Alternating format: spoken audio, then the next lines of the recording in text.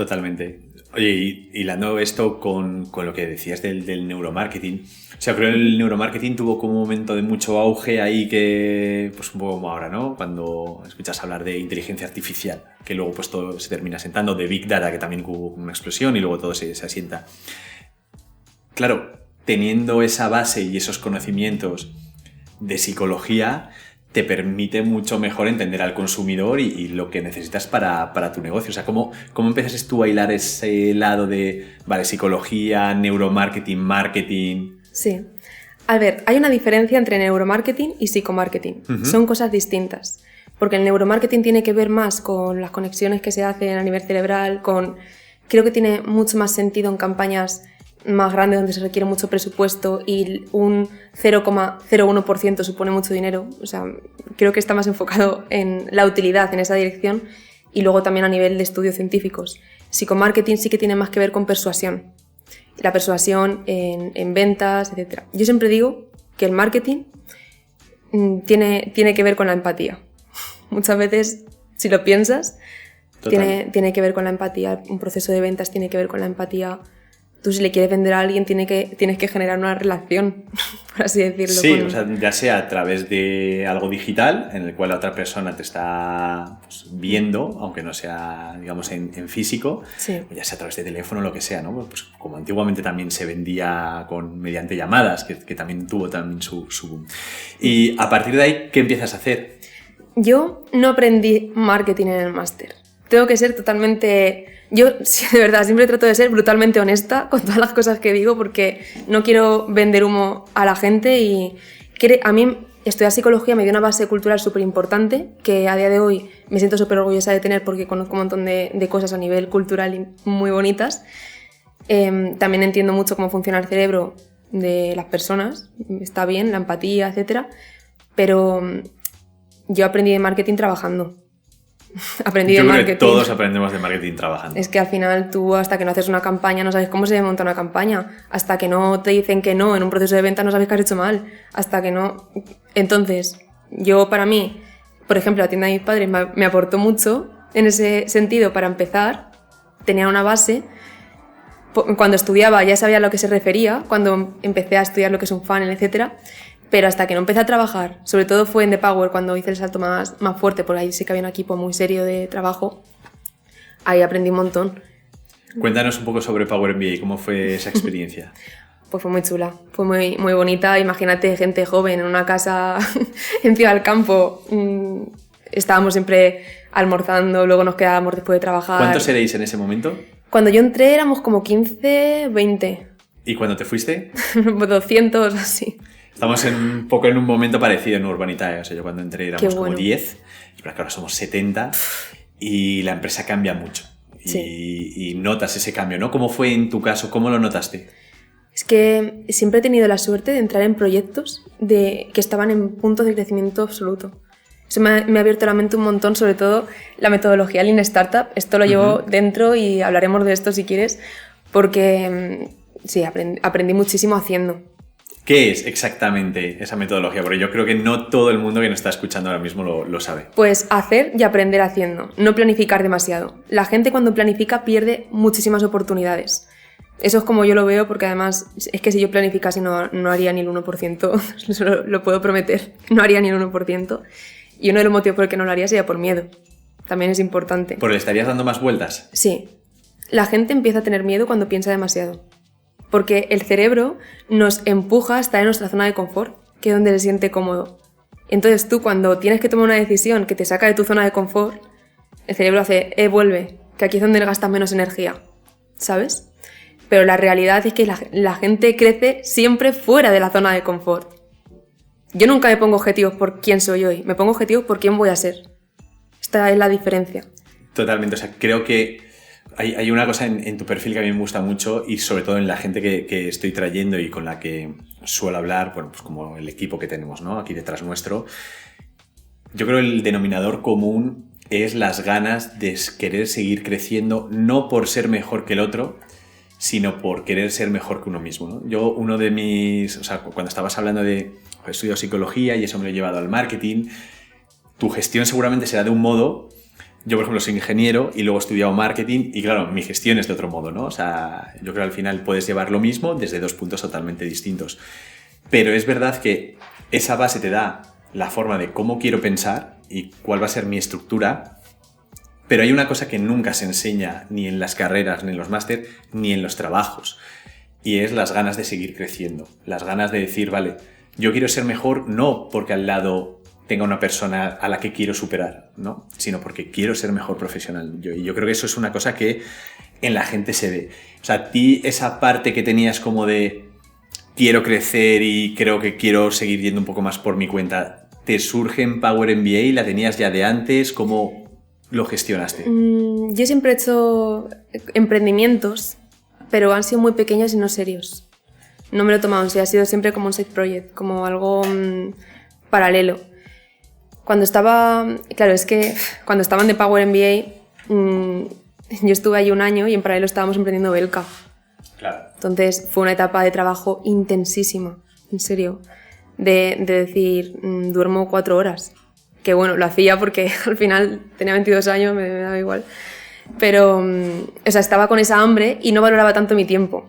Que esto también es una diferencia importante entre las personas que están empezando y quien ya quiere tener un proyecto más serio. Cuando acabas la carrera lo que tienes es hambre de empezar, de formarte, de posicionarte en el mercado. Entonces si yo tenía que dormir 4 horas, me daba igual. O sea, me daba lo mismo. Pero fue intenso, porque The Power está en pleno crecimiento, estábamos abriendo también Latinoamérica en ese momento, y cuando llegaba a casa me ponía con Belka y... O sea, compaginabas las dos cosas, ¿no? A la vez. Y hay un momento en el que dices, bueno, suelto esto porque ya no puedo más, sí, y continúo en el otro proyecto. ¿Cómo fue esa gestión? Eso al final estuve con Belka porque estábamos creciendo también mucho y yo tenía una posición más importante en Belka que en The Power. Más que nada porque éramos menos y yo había montado... O sea, el marketing era yo al principio y acabamos siendo unas 15 personas en marketing. Y fue también muy bonito porque empezamos a trabajar con los mayores influencers de España. Con Merituriel, con Teresa Andrés Gonsalvo, con un montón de influencers. Estábamos en el top de esto. Entonces también fue una etapa súper chula de decir, wow, es que Belka está saliendo, o sea, la marca que estamos construyendo de cero, está saliendo en un montón de medios de comunicación, los perfiles más top de Instagram y todo el mundo quería una Belka de los influencers. Entonces era una etapa muy bonita en la que me sentía muy parte, ¿sabes? Más parte que en ningún otro sitio porque estaba creado desde que era una idea. Bueno, era como tu hijo, entre comillas, claro, ¿no? Por decirlo de algún modo, porque, a ver, es para que te puedes sumar a un proyecto hasta en crecimiento, como es la de Power MBA, y claro, lo otro lo sientes un poquito más, ¿no? Sí. ¿Y cómo era tu día a día allí? ¿En Belka? Sí. Era generación de ideas, brainstorming con el equipo y luego poner en práctica, porque éramos súper ejecutores. Al principio estaba yo sola, entonces también hay que tener esto en cuenta porque hacía todo, pero luego fuimos metiendo a una persona para performance, luego empezó inbound también lo llevábamos, el SEO por otro lado. Había un equipo y luego entró gente de prácticas también, porque parte del equipo era de prácticas. Esto también es importante. Me suena muchísimo todo esto que me estás contando, ¿eh? Es una parte importante. Bueno, aquí es otro debate, porque seguramente a día de hoy con los conocimientos que tengo no lo hubiese hecho así. Seguramente yo tampoco. En alguna entrevista que habrías cogido, no sé si era en Belka, habrías contratado a menos gente, habrías cogido menos gente para hacerlo... Porque al final es mucho tiempo el que hay que invertir, ¿no? Para formar a los equipos, estar encima de ellos, para que cojan ritmo. Cuando tú metes a una persona de prácticas, tienes que dedicarte a formarla. Una persona que tiene un sueldo, es decir, a ver cómo lo digo para que sea suave, pero lo quiero decir. Yo creo que se entiende.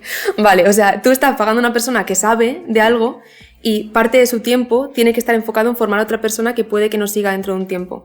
Entonces, yo en ese momento lo veía como, wow, un equipo grande, desde mi punto de vista, que estaba empezando, pero no dejaba de ser una persona junior, es la realidad.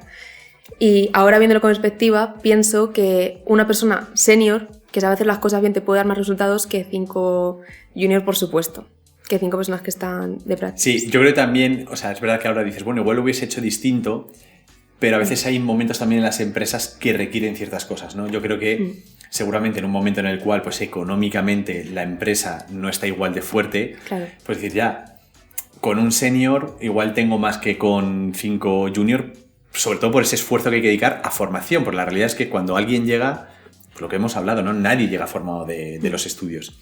Pero claro, Sí. esa parte que tienes que dedicar en formación, también yo creo que internamente piensas, bueno, si le dedico ahora 6 meses, sé que ahora mismo no, pero igual dentro de un año me dan el valor que yo ahora mismo estoy perdiendo, ¿no? Digamos, esa parte. También hay que entender los momentos, no es lo mismo, entiendo que allí no tendréis un presupuesto súper amplio cuando empezasteis. No, claro, empezamos sin presupuesto, luego se fue construyendo, pero sí, totalmente. De hecho, a ver, yo apuesto muchísimo por el talento que está empezando porque apostaron por mí. Y esto lo llevo, o sea, yo siempre pienso que la vida te da oportunidades y tú tienes que devolverlas de alguna forma. Y yo esto lo aprendí muy fuerte porque yo hice las prácticas de neuromarketing en una agencia que me hacía muchísima ilusión. De verdad, me hacía muchísima ilusión empezar ahí. De hecho, traté de ser matriculada honor precisamente por eso, para poder entrar en esa agencia que me gustaba tanto porque competía con marcas muy grandes. O sea, que competía, quiero decir, en concurso, que trabajaba con marcas muy grandes. Entonces yo llego allí el primer día a la agencia, súper ilusionada, con mi americana, mi ordenador, tal, mis apuntes, para una campaña, no digo la marca, pero para una campaña que me hacía mucha ilusión. Y cuando me siento en la mesa, llega la directora de marketing y me dice, ¿qué haces tú aquí? Y yo, estoy de prácticas, he empezado hoy. Y me dice, no, tú no puedes venir aquí porque esto es para profesionales. ¡Wow! Pero qué gratuito, ¿no? O sea, qué innecesario, ¿no? Súper innecesario porque además yo me sentí súper pequeña. Me levanté con un nudo en la garganta y dije... Además de primer impacto, ¿no? Porque si tenéis un poco de recorrido y yo qué sé, pues no se está haciendo bien, puede haber un momento, pero hombre, primer día y eso te impresionó. Eso me impresionó, me hizo durante los 2 meses que estuve haciendo las prácticas en ese sitio, me hizo sentir súper insegura todo el tiempo, me sentí pequeña y no desplegué mi potencial ahí en absoluto. Por eso siempre digo que hay que tratar a la gente para que se sienta cómoda y pueda ser su mejor versión dentro del trabajo y creer en las personas con las que estás. Pero fue un aprendizaje sanísimo, porque eso fue algo que me ha marcado en mi carrera. Yo supe que a partir de ese momento nunca iba a ser ese tipo de líder. Iba a tener otros problemas, pero ese no. Yo nunca voy a tratar a las personas así y todas las personas que estuviesen bajo mi cargo iban a salir mejor de lo que entraron a trabajar conmigo. Súper importante. Entonces, esto es algo que... Por eso digo que todas las historias de sufrimiento tienen sentido cuando lo miras con perspectiva. Oye, una cosa también de la que te he oído hablar, bueno, ya ha quedado clara tu capacidad de trabajo desde los 15 años preparando campañas de marketing, la formación, que también resaltas que es lo que te da confianza, ¿no? O sea, tú fórmate y esa inseguridad la vas combatiendo, pero también has mencionado alguna vez que es clave rodearse de personas que te abran las puertas, ¿no? Oportunidades, pero eso también, claro, hay veces que lo puedes hacer, otras que dependes de la suerte un poco, ¿no? Entonces quería preguntarte, en tu caso, sabiendo que el trabajo y la formación estaban ahí, ¿qué peso ha tenido la suerte desde que entras en MBA, en el Power MBA, a Belka, luego el premio que ahora comentaremos también? En ese proceso, ¿dirías que tuviste suerte, que te pilló trabajando? ¿Cómo de importante es ese factor? La suerte se construye. Las oportunidades no llegan estando en el salón de tu casa. Las oportunidades llegan cuando te levantas y hablas con las personas mirándolas a los ojos. Yo he tenido la gran suerte de contar con personas que han estado a mi lado y me han acompañado en muchos momentos claves de mi vida. De cuando tenía hambre por aprender, hambre por saber, y yo he sido una esponja. Entonces, yo he tenido suerte, sí, he tenido suerte de estar en el momento exacto, pero también he tenido la picardía de aprovechar esa suerte y de subirme al tren.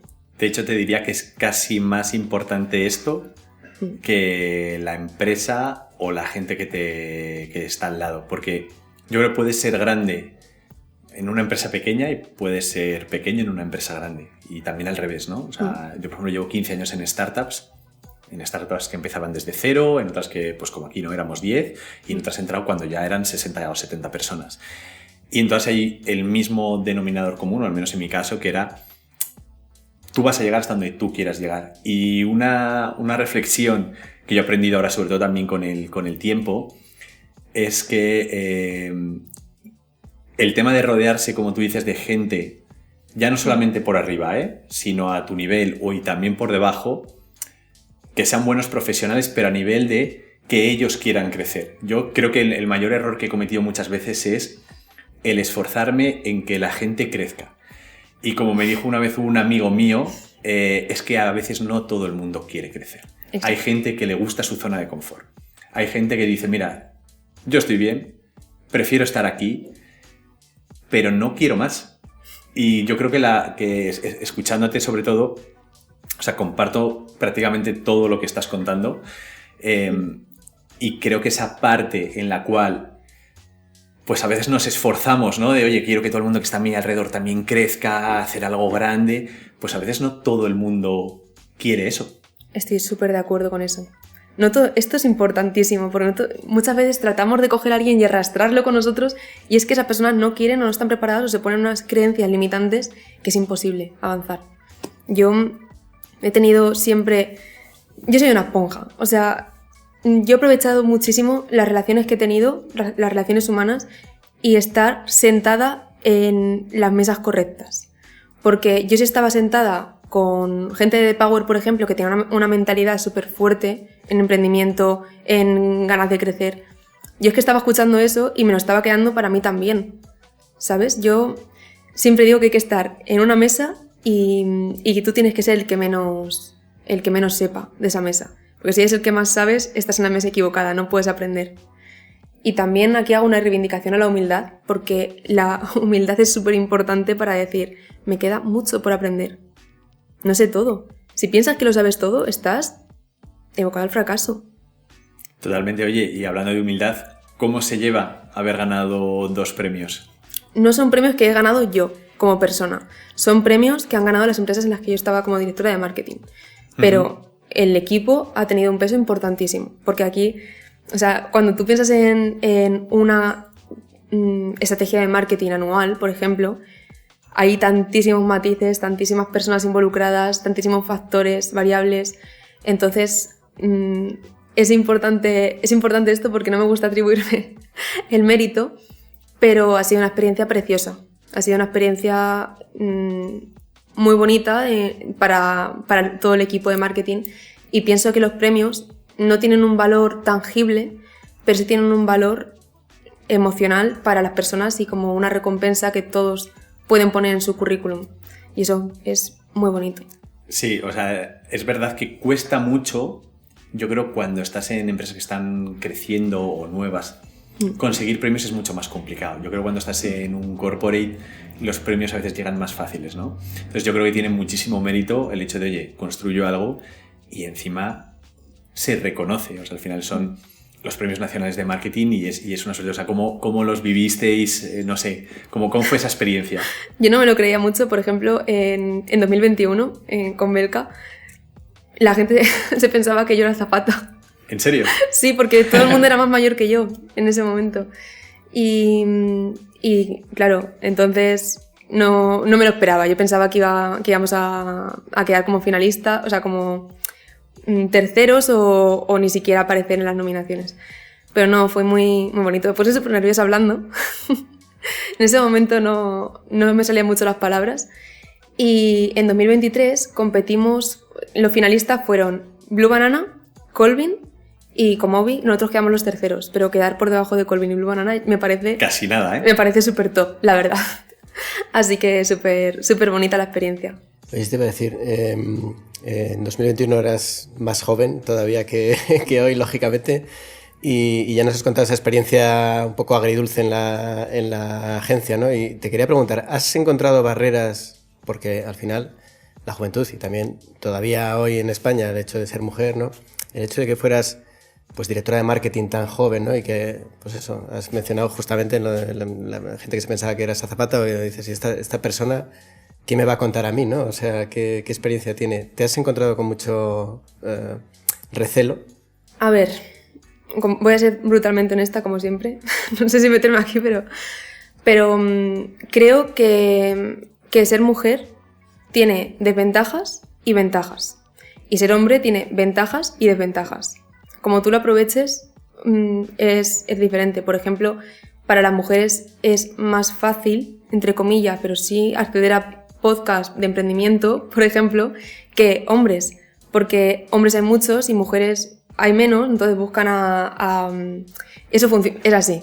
La realidad es lo que me he encontrado. De hecho, a mí me han escrito de podcast que he dicho que no porque me han dicho antes, el año pasado, cuando estaba empezando a publicar en LinkedIn. Oye, estoy buscando a chicas porque como hay tantos chicos y tan pocas chicas, pues si quieres venir tú. Una forma fantástica de un primer mensaje, ¿eh? Claro, entonces es como, pues mira, no, porque si me quieres por ser chica no voy, ¿sabes? O sea, he conseguido muchas cosas y soy mucho más que simplemente mujer. O sea, eso por un lado. Por otro, como desventajas, también me he encontrado que cuando voy a un evento donde hay de emprendedores, sobre todo, hay muy pocas chicas y hay veces que cuando tú vas es como si fueses... A ver, ¿cómo lo digo? Pero sí, que no te toman tan en serio, ¿sabes? Sí, eso sí lo he ¿Por visto. qué crees que eso sucede? No lo sé. No hablo tanto del que no te tomen en serio por ser mujer, sino ¿por qué crees que hay más hombres que mujeres, por ejemplo, en la parte de emprendimiento? Creo que los hombres tienen menos aversión al riesgo que las mujeres, en general. Por eso hay más hombres mendigos también. Hay más hombres en los extremos. Mujeres suele haber más en, yo que estudio psicología, la curva de Gauss, ¿sabes? Sí, las la mujeres, típica campana, ¿no? Claro, hay más mujeres en el medio y hay más hombres en los extremos. Hay más hombres millonarios y hay más hombres vagabundos. Funciona así. Entonces los hombres tienen más menos aversión al riesgo, punto número 1. Y también pienso que los hombres tienen más presión social por generar patrimonio o generar más dinero para mantener a la familia. Esto a nivel cultural lo veo así. Las mujeres creo que emprenden, pero emprenden más con una sensación... De hecho, yo me he dado cuenta de algo, ¿vale? Porque yo estoy tengo mi proyecto y cuando yo hago, por ejemplo, directos más enfocados a generar dinero, por ejemplo, monetiza tu marca personal o gana dinero con tu marca personal, ahí se apuntan más hombres. Si yo digo aprende sobre algo en concreto, se apuntan más mujeres. Esto sí que lo he visto. Sí, tenemos formas de pensar distintas. O sea, yo a veces Sí. digo yo creo que hay ciertas cosas que es verdad que se han generado a veces sesgos, ya sea pues por género o por edad, como ha pasado muchas veces, ¿no? Que dices, no, es demasiado junior, es demasiado senior, ¿no? Sí. Pero luego creo que hay otras que son por naturaleza de cómo somos cada uno, ¿no? Que a veces no hay que buscar tanto como, ¿sabes? Como esa parte oscura, porque yo creo que dedicamos demasiado tiempo a pensar en lo negativo y no tanto en lo positivo.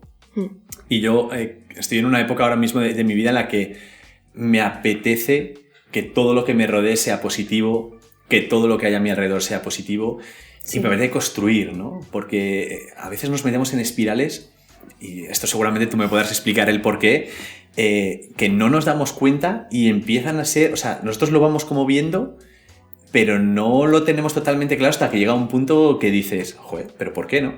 Totalmente. Mira, el otro día me decía una chica, buah, es que yo quiero ser como tú, quiero tener la vida que tú tienes. Y es como, vamos a ver. Si esa persona viese mi agenda, a lo mejor no me gustaría tener mi vida, ¿sabes? Esta mañana me he levantado, tenía que publicar, sí o sí, porque si no publico hoy, la gente no asiste al directo que hago el jueves, por ejemplo. Tenía que publicar, tenía que organizar la agenda, tengo que preparar el pitch de mañana que van 200 personas y entre todo esto tengo reuniones de trabajo con patrocinios. O sea, que mi vida no es tan idílica como la gente se imagina, porque la gente solamente ve como la cúspide de la pirámide. Pero todo lo que hay debajo, lo que no se ve, es lo que la gente no estaría dispuesta a dar. Si yo te digo, mira, ¿tú quieres tener lo bonito de mi vida? Perfecto, te voy a decir a lo que renuncias. Te hago una lista. ¿Estás dispuesto? Ah, no. Vale. Es que la gente quiere tener una vida de éxito, pero no quieren hacer lo que conlleva el éxito. Porque, por ejemplo, el hecho de que yo trabaje tanto hace que no pueda mantener las amistades como a mí me gustaría muchas veces. Te entiendo perfectamente. O sea, me ha recordado mucho a cuando escuchas a cualquier deportista, sobre todo en la gente que va a los Juegos Olímpicos, que es un ejemplo muy claro, ¿no? Ellos lo explican muy claro, son 4 años que te preparas para 10 segundos de carrera o para X cosas. Son 4 años de renunciar para 10 segundos. Absolutamente. No todo el mundo estaría dispuesto a eso. Entonces yo creo que lo fácil es, como tú dices, coger el titular de me encantaría ser pues, deportista o pues, como eso, sé, cantante o cualquier cosa, ¿no? Pero Sí. claro, ¿a qué tienes que renunciar? Yo creo que también nos pasa en la vida laboral, ¿eh? En el día a día, sobre todo cuando estás en puestos de responsabilidad, renuncias a ciertas cosas. O sea, no sé si a ti te ha pasado que, digamos, igual que la relación que generas con la gente no es igual cuando estás en un puesto que cuando vas subiendo. Sí, totalmente. El liderazgo solitario. Estoy totalmente de acuerdo con eso porque tú no te puedes quejar a tu equipo de las cosas que te pasan. Tú tienes que llegar con una sonrisa y transmitiendo energía a la gente. Es tu trabajo. Pero si ellos tienen problemas y te lo cuentan a ti, que está bien, o sea, tiene que ser así, pero simplemente digo que sí que es solitario. Sí, todos tenemos problemas, ¿no? Y al final, pues bueno, nos juntamos Sí. con muchas cosas. Decías antes que el éxito es importante y hay cosas a las que se renuncia. O sea, para ti, ¿qué es el éxito en la vida? Para mí, el éxito, para empezar, es estabilidad. Yo ahora mismo estoy luchando en este momento de mi vida para cuando tenga 10 años más, si todo sale bien, poder dedicar más tiempo a estar en mi casa, con mi familia, poder tener más libertad y sí que me gustaría dedicarme finalmente a inversiones, si todo sale bien. Que sé Hablaremos que sobre ello luego, sí. Pero me gustaría enfocarme en esa dirección porque me gustaría trabajar menos, pero sí que sé que trabajando ahora más puedo conseguir eso, si no es imposible. ¿Trabajas menos que hace 10 años? Ahora mismo estoy emprendiendo, por lo cual no. Ahora estoy trabajando muchísimo, pero para mí es una inversión. ¿Crees que dentro de 10 años trabajarás menos que hoy? Si todo va bien, sí. Pero también es verdad que me conozco y hago muchas cosas y seguramente, aunque sea voluntariado, estaré haciendo cosas. Pero no, me gustaría lanzar mis proyectos y que las cosas salieran bien y dedicar tiempo, pero también tener más equilibrio con el tiempo que le puedo dedicar a mi familia, amigos, etc. Porque ahora mismo es que de verdad es súper complicado y también he visto esto durante este año que ha sido como un año súper fuerte. He visto que cuanto más creces, más gente te va dejando por el camino. No por nada, sino porque no entienden tu estilo de vida y ya gente nueva que está en tu estilo de vida. Entonces... ¿Y cómo luchas tú contra esa soledad? Vamos a llamarlo muy entre comillas, ¿no? Pero, claro, si antes todos los días dedicas mucho tiempo a tus relaciones sociales y por temas laborales cada vez dejas menos, es una cosa que a la larga pasa un poquito de factura, ¿no? Sobre todo cuando paras y te pones a mirar. Entonces, ¿cómo gestionas tú todo esto? Yo lo que estoy haciendo ahora es elegir a pocas personas, pero a las que elija, dedicarles el tiempo que necesitan. Porque no soy capaz, por ejemplo, soy incapaz de leer un grupo de 1000 mensajes al día. O sea, no... Es que es imposible, es imposible. Pero sí que soy capaz de, a lo mejor, cuando estaba yendo al gimnasio, pues llamar a mi amiga y hablar con ella por teléfono. Y eso me genera más vinculación que un mensaje. Mensaje de WhatsApp no utilizo. Los mensajes de WhatsApp para mí son para trabajar. Usas WhatsApp como herramienta de trabajo. Sí. Y hablas con tu gente, teléfono... Teléfono, a ver, algún mensaje sí envío, pero no suelo utilizar WhatsApp para mi vida personal. Y aparte de eso, a nivel... Tú que tienes una buena base de estudios, ¿hay alguna cosa que hagas o libros que leas o algo? Mira, ahora mismo estoy escribiendo un libro. Bueno, estoy escribiendo 2. 3. ¿3 a la vez? Sí. Bueno. Son distintos, ¿vale? Y luego que si tu agenda es complicada. Son distintos porque empiezo, pero por ejemplo, uno es más de reflexiones cortas, que espero lanzarlo cuanto antes. Que ya te venía un poco de cuando tenías 15 años, sí, ¿no? Eso llevo como 150 páginas o así, o sea, Wow. Pero son reflexiones cortas, es casi poesía, por así decirlo. Otro que es sobre marca personal, que esto es como lo que estoy haciendo ahora y que espero hacer durante todo el año que viene. Y luego otro que estoy lanzando sí que es más largo y es sobre valores, sobre diferentes tipos de valores, reflexiones y cómo aplicarlos a tu día a día.